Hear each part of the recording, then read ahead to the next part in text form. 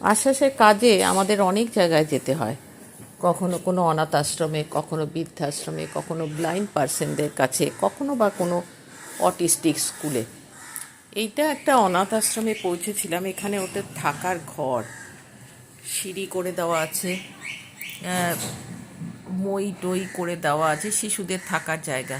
এখানেই আস্তে আস্তে বড় হচ্ছে আমাদের ভবিষ্যৎ প্রজন্ম। ওদের জন্য অনেক কিছু করার আছে, কিন্তু আমাদের সামর্থ্যও তো সেরকম খুব বেশি নয়। আমরা বাইরে থেকে কোনো ডোনেশনও পাই না। নিজেরা নিজেদের সাধ্যমতো যতটা পারি ওদের হেল্প করার চেষ্টা করেছি। এদের আরও সুযোগ সুবিধা দরকার। শিশুদের জন্য আরও পরিচ্ছন্ন সুসংগঠিত পরিবেশ তৈরি করা দরকার। আর তার জন্য সমাজের সামর্থ্যবান মানুষের এগিয়ে আসা প্রয়োজন, মানসিক সহায়তাও করা প্রয়োজন।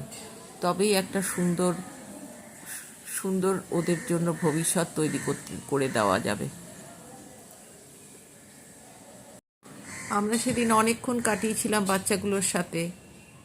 ওদের জন্য অনেক কিছু নিয়েও গিয়েছিলাম, যেটা ওদের ভালো লাগবে বলে মনে হয়েছিল আমাদের। খাবার সময়ও ছিলাম আমরা শিশুদের। কিছুটা সময় ওদের সাথে সত্যিই খুব ভালো কাটিয়েছিলাম আমরা।